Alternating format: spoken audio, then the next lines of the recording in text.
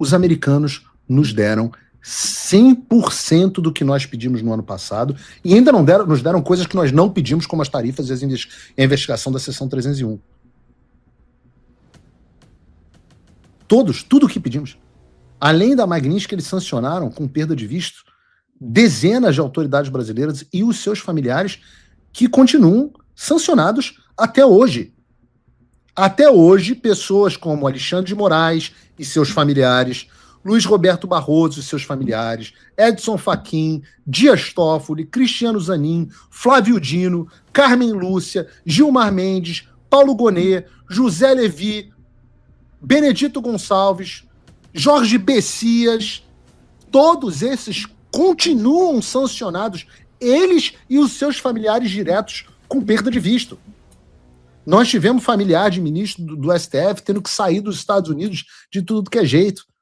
A gente teve familiar do Procurador-Geral da República que deixou de ter no casamento o apóstata Paulo Gonet porque ele não podia ver os Estados Unidos. Nós acabamos com a festinha.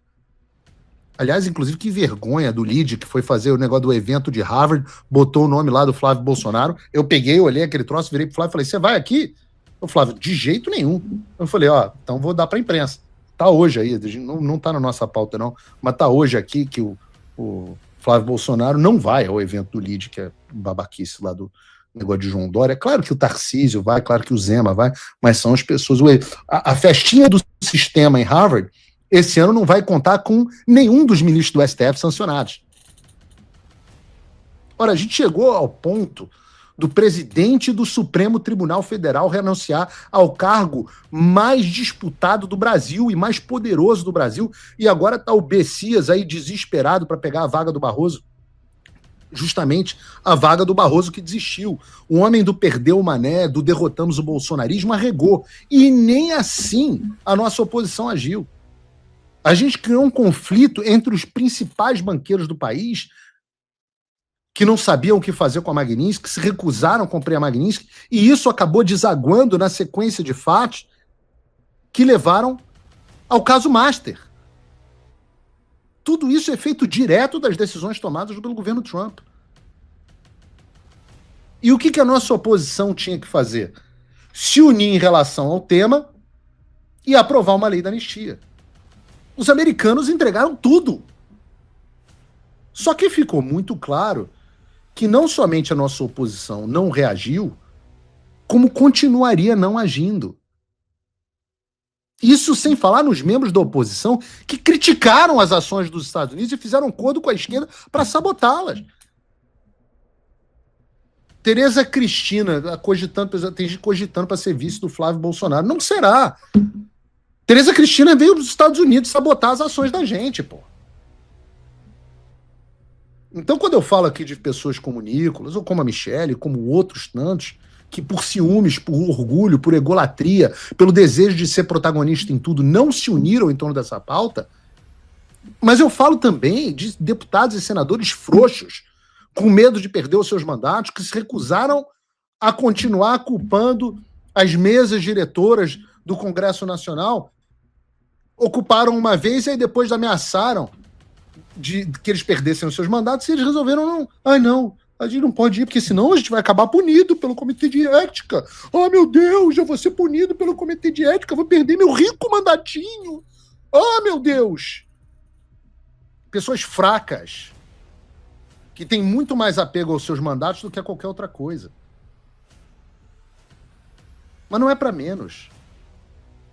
É impossível que a gente tenha uma oposição forte quando a gente tem figuras como Valdemar da Costa Neto presidindo o maior político da oposição, o maior partido político do Brasil e o partido bolsonarismo. Eu vou dizer aqui uma coisa que vai irritar a audiência, vai irritar até o Kim Paim. Daqui a pouco ele vai me mandar uma mensagem me xingando, eu não vou ver porque ele tá bloqueado. Eu não ia candidato a nada, para deixar muito claro aqui, e não tenho pretensão nem de participar do governo Flávio, se eu tiver que voltar ao Brasil. Mas se eu fosse candidato por alguma coisa, se eu perdesse o juízo e resolvesse ser candidato por algum partido político, eu juro a vocês, eu não seria pelo PL. Eu preferia ser pelo Novo do que pelo PL. Não que o Novo seja grande coisa, né? Não que o Novo seja grande coisa. Afinal, ontem o Constantino e a Ana Paula perguntaram ao maior nome do Novo, o Romeu Zema, a respeito do posto Ipiranga dele para economia, e o cara respondeu Armínio Fraga e Henrique Meirelles, né? Ambos apoiadores do Lula. Mas ainda assim, pô, eu tenho que elogiar. Veja uma posição, por exemplo, do Novo a respeito de impeachment de ministro do STF. O Novo diz que só vai ser candidato ao Senado quem estiver publicamente disposto a dizer que vai fazer o impeachment de ministro do STF. Estava num post ontem do meu querido amigo Marcel Manhattan, do Novo. O PL é incapaz de fazer isso. O próprio Fábio tem ligações com pessoas que não têm essa postura. Olha a briga no Mato Grosso do Sul. Vou indicar o Renato Azambuja. Nunca falou uma palavra sobre as ilegais do STF. Qual é a posição do Azambuja? Em vez de termos um candidato próprio, tem todas as questões partidárias. Mas qual é a posição do Reinaldo Azambuja a respeito do impeachment do ministro do STF? Eu quero que ele venha a público. Se não vier a público manifestar a sua posição, não pode ser candidato ao Senado pelo PL. Porra, é simples assim. A regra que o Marcel Van Hatten estabeleceu no Novo, não sei se ele, não vou dizer que ele estabeleceu, mas que ele externou do Novo, é a regra que deveria ser a regra do PL. E claro que eu entendo a necessidade de pragmatismo em estados como Ceará, na Bahia, outros você precisa fazer palanque para ter campanha, para ter votos, mas em estados como Mato Grosso do Sul, onde a direita vai ter a maioria dos votos de toda forma, que coisa sem sentido. E claro, não tem partido perfeito, o Zema não seria o meu candidato a presidente, né? Os caras têm candidatos horrorosos também, tem como o Dr. Chilique, mas pelo menos eu vejo no Novo pelo menos uma postura na direção certa, né? E acima de tudo, porra, não tem o Valdemar da Costa Neto como presidente. E eu tenho que ser sincero, eu acho o Valdemar um cara gente boa. Eu acho ele gente boa, mas eu acho duas coisas. Primeiro, que ele não entendeu o movimento político por trás do partido dele. Até porque ele não faz parte do bolsonarismo. O PL é uma consequência da incapacidade operacional do bolsonarismo de fazer o seu do seu próprio partido, algo que até o pessoal do movimento Bumbum Livre conseguiu. A gente não conseguiu, né? O bolsonarismo não conseguiu, então foi todo mundo para o PL. O presidente Bolsonaro não negociou o que deveria ter negociado para entrar no partido. Mas, porque o presidente Bolsonaro realmente não é bom de negociação, e o PL foi lá o partido que abriu as portas. Não é uma escolha ideológica, mas uma escolha de conveniência política, era o que tinha ali naquele momento. O segundo motivo é que eu acho que o Valdemar da Costa Neto está senil. Eu acho que o Valdemar está senil. Eu acho que o Valdemar é hoje o Joe Biden do PL. O que ele fala, e a gente vai ver no programa de hoje, não faz absolutamente mais sentido nenhum. Eu acho que ele tá gagá. O quão gagá? Bom, todas as vezes que o Valdemar abre a porra da boca para dar uma entrevista, é um desastre. 100% até a entrevista a mim nos Pingos nos Is foi um desastre. Não tem uma entrevista do Valdemar, uma entrevista, que eu falei assim, pô, Valdemar, foi bem na entrevista. E, Valdemar, se você ficar chateado, lembra que você combinou comigo que você não ia mais dar a entrevista. Eu vou passar aqui só alguns trechos de entrevista e participação pública recente do Valdemar. Porque é realmente uma coisa de maluco. E é uma coisa de maluco, e tem dois componentes aqui. O primeiro é que ele tá gagá. O segundo é que, porque ele está gagá, ele está verbalizando sem nenhum filtro as bobagens verborrágicas que dizem as pessoas do seu entorno. E se o Valdemar não calar a boca, só vai restar ao Flávio Bolsonaro uma posição: começar a desautorizar o presidente do próprio partido. Vocês já imaginaram o desgaste de ter que ter o Flávio Bolsonaro falando assim, o Valdemar não tá bem não, ele não fala pelo nosso partido hoje.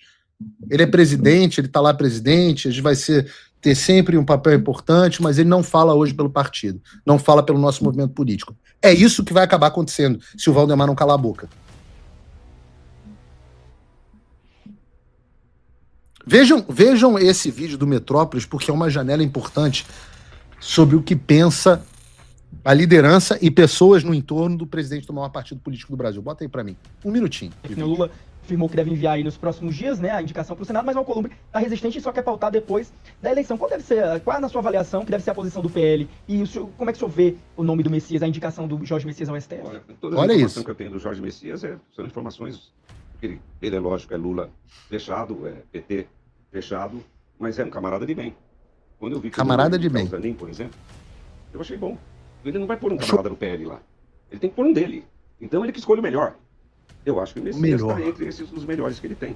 É a minha opinião. O senhor vai defender que o PL... Não, não. Isso aí não dou nem palpite no Senado. Nosso pessoal é contra. Mas não adianta ser contra, porque eles têm maioria. Eles têm maioria no Senado. Para aprovar o nome do Messias, o senhor? Tem maioria. Aprova. Pode escrever. Aprova.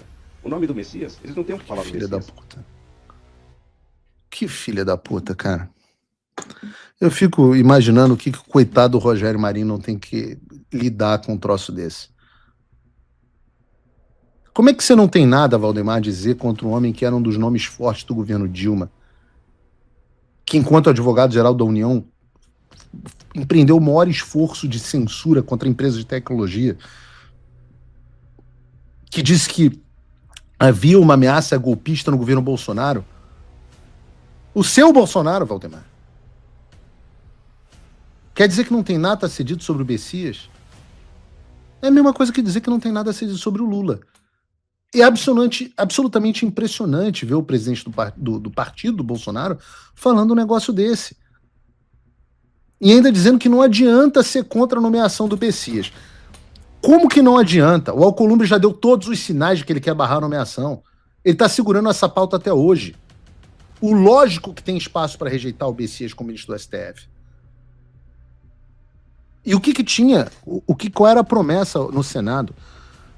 O plano do Alcolumbre, e ele disse isso ao Lula, e eu não sei se eu podia falar isso, mas eu vou falar. O que o Alcolumbre disse ao Lula era: segura o envio da nomeação até outubro, e se você ganhar, a gente vota o Messias. Se você não ganhar, o próximo presidente nomeia. Ou seja, havia uma chance, e ainda há, de que essa vaga seja nomeada pelo Flávio Bolsonaro. Flávio Bolsonaro entrar e já entrar botando um novo ministro do STF. Imagina o ganho que é isso. E ora, claro que ninguém aqui gosta do Alcolumbre, mas o inimigo do meu inimigo muitas vezes acaba tendo que ser meu amigo. E se você entra no site, é importante que vocês façam isso, né? O PL, sem o Valdemar, fez um site agora, votossenadores.com.br, e você vai ver com cada parlamentar como que ele já se posicionou a respeito da nomeação. E também vai ver os indecisos que precisam ser cobrados. Eu conversei com senadores ao longo do dia de hoje e vi que a oposição tem alguma coisa como 30 e poucos senadores, tá? 31, 32 senadores. Desses, talvez só 5 que ainda podem mudar de ideia estejam nesse momento apoiando o Messias. O que significa que há uma enorme margem de mudança. Só que o Valdemar não quer, porque ele gosta do Messias. E a gente tem que ficar sujeito a esse entorno senil de um sujeito senil.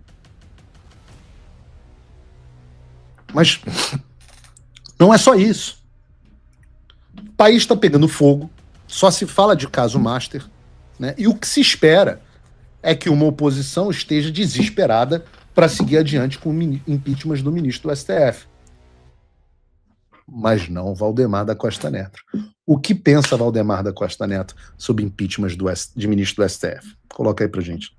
2027, com quantos senadores? 25, 26, nessa faixa, 27. Só o PL.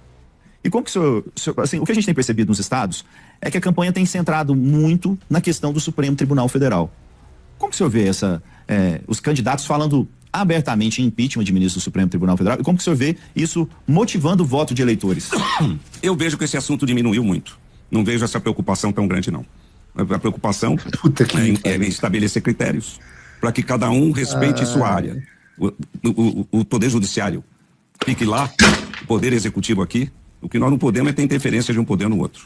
Então, eu não acredito, o pessoal não tem discutido muito isso ultimamente. Internamente, não? Não, hoje não. Mas vocês esperam chegar com 25 em 2027? 25 e achamos que nós vamos ter mais aí uns 25 eleitos pelo PP, pelo Republicanos, pelos partidos... No campo da oposição, o senhor acredita que vai chegar em torno de 50, então? De 40, 50. Certo, presidente. Vocês sabem o que é um double face palm? Face palm é quando a gente bota a palma da mão assim na cara, né? Esse se chama face palm. Tem até um emoji para isso. O double face palm é quando você bota as duas mãos porque uma não é o suficiente. O Brasil inteiro numa comoção gigantesca. A imprensa, a velha mídia falando só disso do nosso lado. Todas as pesquisas mostrando que a credibilidade do STF está no chão. O número de assinaturas de impeachment maior do que o necessário. 2/3 do Senado precisando renovar a cadeira, desesperado para renovar os seus votos. A população colocando em todas as pesquisas que impeachment de ministro do Supremo é prioridade. Mas o presidente do PL tem esse posicionamento de merda que você está vendo no ar. Como é que pode? Dizendo que de cara lavada, que não tem ninguém discutindo isso ultimamente. É só a pauta mais importante da eleição do Senado.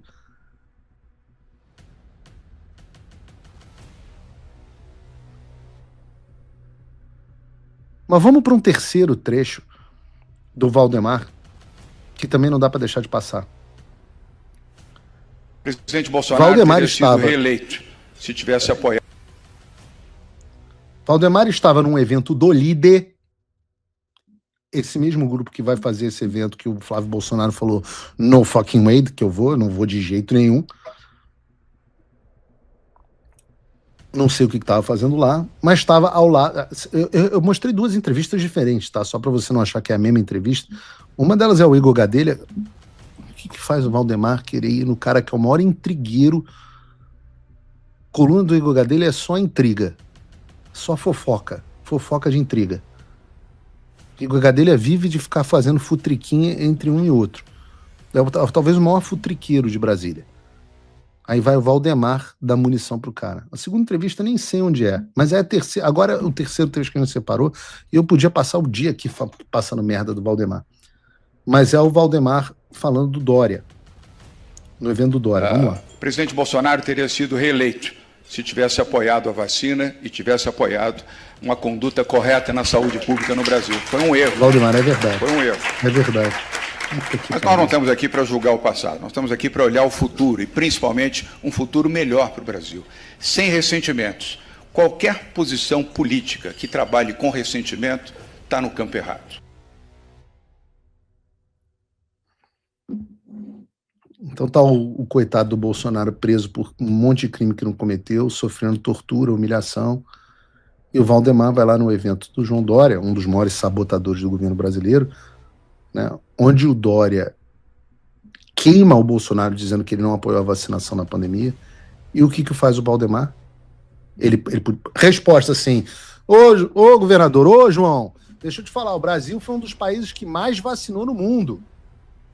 O Brasil tinha vacina antes da maioria dos países da pandemia. Opa, várias das coisas que o Bolsonaro falou sobre a vacina se provaram, né? A sua, inclusive, sobre Covid, tinha menos eficiência do que uma feijoada caprichada. Um monte de pessoas se mostraram tendo sequela. Opa, João, acho que você se enganou aqui. Opa, o Bolsonaro tentou ao máximo conciliar a liberdade individual com a histeria da pandemia. Opa, o tratamento precoce que ele defendia tinha mais eficiência do que essa bosta dessa vacina que você fez em São Paulo, Dória. Opa, não é assim. Não, ele vai lá e endossa o que diz o Dória. Eu pergunto a vocês, não tem um trecho aqui dele falando do Alexandre de Moraes, não? Acho que não. Tem? Ele fala assim, não, o Alexandre de Moraes, o Bolsonaro é que é o culpado pelo Alexandre de Moraes. Aí começa a falar, descamba de falar um monte de merda que não faz sentido, com algumas coisas até corretas, mas um monte de gente sem sentido, um monte de coisa sem sentido. E eu pergunto a vocês, como é que é possível vencer uma guerra com um general desse? E depois não querem que a gente reclame desse tipo de coisa. Quer que eu faça o quê? Quer que eu aplauda? É para achar normal, para unir a direita? Pô, os caras são os covardes. O assunto, o impeachment, cara, o impeachment era fundamental, mas a nomeação do Messias, a capacidade que a gente tem de poder, o Flávio entrar no governo indicando o ministro do STF, a gente passaria a ter Fux, Cássio, hoje o Fux está melhor do que o Cássio, então Fux, Cássio, Fux também, que a gente também virou, né? A gente sabe por quê, ou seja, a gente conseguiu ter mais efeito no STF do que no Congresso, mas Fux, Cássio, André, e mais um. 4. Pô, já começa a melhorar, né? Já começa a melhorar, já não é mais aquele 11-3. Hã? 11-3 não, né? 8-3. Você começa a ter um 7-4, já melhora.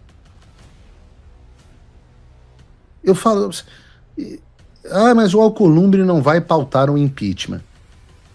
Né, sobre o impeachment. Mas tem 41 assinaturas já para o impeachment do Alexandre. E o Alcolumbre não quer pautar. Então o que a oposição tinha que estar fazendo? O presidente tinha que estar dizendo, não, esse assunto morreu? Não, o presidente tinha que estar na televisão dizendo, olha, nós temos que discutir a remoção do Davi Alcolumbre da presidência. É muito sério isso. A maioria do Senado quer algo, o presidente não pode sequestrar o Senado. Nós precisamos discutir a remoção do Davi Alcolumbre e pautar essa discussão, em vez de diminuir. Por alguma razão, a única pessoa que eu vi falando sobre isso foi o senador do Novo, Eduardo Girão. Por isso que eu falo. Isso aqui não é um segmento de elogio ao Novo, não. Pelo amor de Deus, é um segmento para chamar a atenção sobre como às vezes a gente está... Ai, não, o Novo fará isso, todo mundo é do Dallagnol é o bicho papão. E no final das contas, olha a bosta que é o PL, porra! E aí o que adianta? Os americanos podem dar tudo que a gente pedir e a gente não consegue sequer pautar a anistia. A gente não é nem anistia, a gente não consegue derrubar o veto do Lula da dosimetria. Cadê o presidente do PL dando entrevista falando sobre esse assunto? Cadê o resto dos senadores? Foi todo mundo abduzido, né? O ET de Varginha levou eles para Marte. E eles não conseguem falar sobre esse assunto. Então, o meu veredito final é o seguinte. O Valdemar da Costa Neto precisa ser interditado. Ele tá senil babando na gravata. Algum adulto, inclusive o Flávio Bolsonaro, aí sim, Constantino, esse sim o Flávio tem que botar na coleira, porque esse não tem nenhum voto, e quem tem voto é o Flávio, então quem manda no partido tem que ser quem tem voto, esse sim tem que entrar na coleira. Alguém precisa proibir o Valdemar de dar entrevista ou desautorizá-lo publicamente. Agora, você imagina que tem coligação no Brasil sendo decidida por esse cara. Porra, a gente tá fudido. Desculpa, a gente tá muito, muito lascado. Então, às vezes tem a impressão de que não importa o que eu vou fazer aqui nos Estados Unidos, me matar da minha vida inteira, porque as coisas vão cair no colo desses Valdemar da vida e dos seus asseclas. E claro que é frustrante, né? A gente tem que ficar fazendo o nosso melhor, né? A gente faz o nosso melhor e confiar que Deus está cuidando de tudo, né? Deus falou até através de um jumento. Quem sabe Deus consiga usar o Valdemar. Eu ia falar sobre o Conselho de Psicologia e o Alexandre de Moraes, mas vou deixar isso para a semana que vem, porque essa pauta é uma pauta muito importante e vai ficar para a semana que vem. E eu quero falar sobre um negócio legal. Quero falar sobre a América Grande de novo e a ida do homem à Lua novamente. Vamos falar sobre isso rapidinho para encerrar o programa de uma forma positiva, mas antes eu tenho um rápido recado. Pequeno, Gabriel, bota aquele curtinho. Não existe conteúdo gratuito. Isso é ilusão confortável. Sempre alguém está pagando. A única pergunta é quem paga e o que exige em troca. Na Globo News, quem paga são os grandes contratos, verba pública, empresas com agenda própria. Aqui é diferente. Aqui é o público que escolhe quem continua falando. Se você não financia o jornalismo independente, o sistema financia por você. A assinatura de apoiador custa menos do que um lanche no McDonald's por mês e dá acesso a conteúdo exclusivo. O QR Code está na tela e o link está na descrição. Uma das coisas que eu acho interessante, né, antes da gente encerrar o programa eu quero falar sobre isso, é que no Brasil, esse movimento do qual eu faço parte, e muitos de vocês fazem parte, o movimento das pessoas revoltadas com o sistema e com o establishment, no Brasil a gente chama isso de bolsonarismo, né? A gente chama de bolsonarismo o que é o movimento que no mundo se chama de conservadorismo populista ou nacional populismo, como você preferir. Outro dia eu botei um artigo muito bom no Paulo Figueiredo Show sobre isso, sobre esse movimento no mundo, né? Que basicamente aglutina as pessoas revoltadas com o sistema, com o establishment, com um grupo de pessoas poderosas que tomam as decisões em benefício próprio, tipo contratos multimilionários com o Banco Master, fraudar o INSS, decidir agendas de costumes anti o cristianismo, que a gente ia até falar sobre isso hoje, etc, etc. A revolta do cidadão comum, né? No Brasil a gente chama isso de bolsonarismo.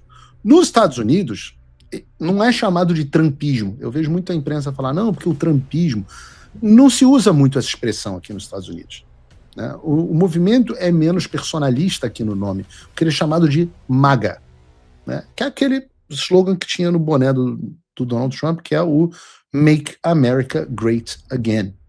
Aliás, esse nome não foi criado nem pelo Trump, né? O Reagan, na campanha presidencial dele, já na década de 80, dizia isso. A gente no Brasil não tem um Make Brazil Great Again, porque talvez o Brasil nunca tenha sido grande o suficiente, né?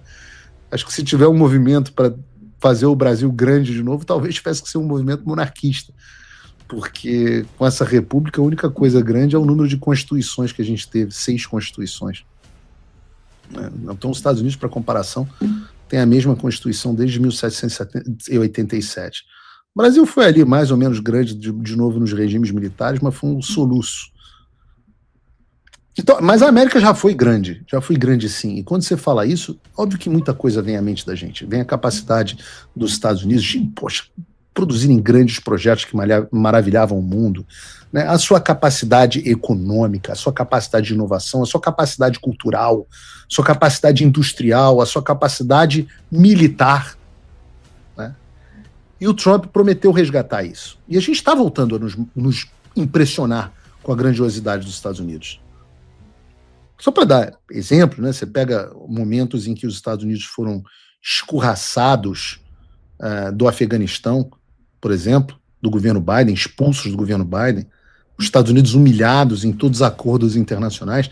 A gente saiu disso há menos de 1 ano e meio atrás, para voltar a ver, por exemplo, o poderio militar americano, uma operação cinematográfica de destruição das armas nucleares no Irã. Depois nós vimos as cenas de filme, né, com ele saindo do Irã, tendo destruído o programa nuclear inteiro, sem sequer ser detectado.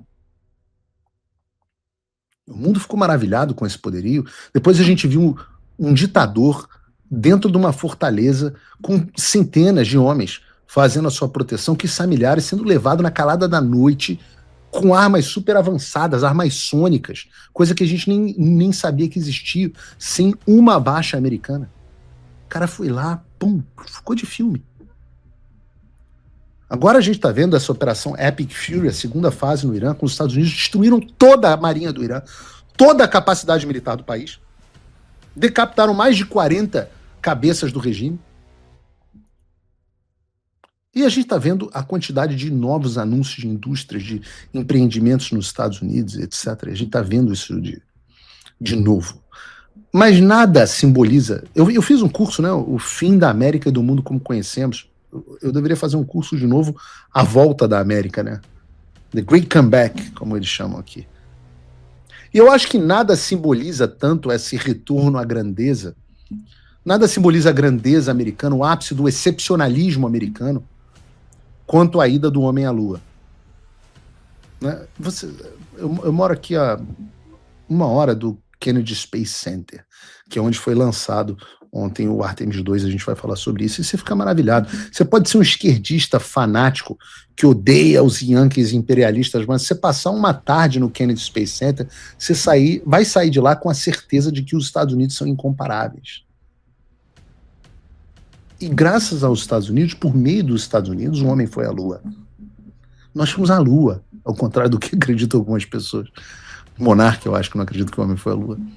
Mas é uma coisa impressionante, porque do Santos Dumont, ou dos irmãos Wright, se você preferir, até a gente chegar à Lua, foram, sei lá, 60 anos. Isso é impressionante, né? Isso choca o mundo, isso traz sensação de orgulho e grandeza do homem. Em 1 século, o homem saiu da Terra, conquistou os ares e o espaço. E todo mundo, em 1969, o mundo parou para assistir aquilo, né? Todos os nossos pais, algumas das pessoas, inclusive, que estão nos assistindo. Queria que você, se você era vivo na época do homem indo à Lua, por favor, comenta aí no chat. Né? Porque eu tenho certeza que você lembra da ida do homem à Lua e a sensação de otimismo que isso trazia ao mundo livre. E eu mesmo cresci amando exploração espacial. Eu assisto todos os vídeos do Serjão, o Gordão, né? Apesar dele ser ateu e politicamente meio perdido, né? Eu adoro os vídeos dele. O meu sonho... Cresci lendo Carl Sagan. O meu sonho era ser astronauta quando eu era criança. Acho que é por isso que eu gosto tanto do Marcos Pontes. Mas a minha geração nunca viu o homem e a Lua. Vocês, a maioria de vocês aqui no chat, bota o chat aí na tela, eu quero saber quem viu o homem ir à Lua, quem estava vivo. Aqui, ó, o Breno tinha 15 anos. Né? Tinha 15 anos. O outro aqui eu vi, fiquei impressionado, o outro não era vivo. Tinha 2 anos, não lembro de nada. O Guilherme Guga aqui, a Pântara. É um negócio impressionante, né? Eu não vi, a minha geração não viu. O homem foi à Lua em 69, né? E a gente nasceu, acho que a última vez foi em 79, se não me engano. A gente nasceu em uma era em que essa grandeza era uma história do passado, né? Uma coisa dos filmes, dos nossos pais, nossos avós nos contando, e é muito impressionante. E é uma lição de vida, que hoje a nossa geração não tem a tecnologia para voltar à Lua. Isso mostra como o conhecimento se perde com o tempo, né? Isso é uma lição de conservadorismo. Não somente nessa área, mas em outras áreas. A gente não tem capacidade de fazer uma catedral medieval. Se a gente for tentar fazer uma catedral de Notre Dame, uma catedral de Sevilha, a gente não tem mais tecnologia para isso, né? A gente faz esses prédios espelhados modernos, horrorosos, mas a gente não faz essas obras lindas da Idade Média. Mas eu acho que ontem, estou falando tudo isso para dizer que ontem a gente teve um novo passo histórico nessa trajetória do Make America Great Again, que, embora não seja político, tem um simbolismo fantástico. A missão da Artemis 2, que marca o retorno do homem não ainda ao solo lunar, mas o retorno dos astronautas à órbita da Lua, depois de 50 anos, desde o programa Apollo. Vocês entendem a grandiosidade disso? Deixa eu mostrar aqui um pedaço do lançamento, se você não viu. Mission Control Houston, seeing good performance on the main engines. Space Launch System core stage. Integrity, 3 miles in altitude. Traveling more than 1,200 miles per hour.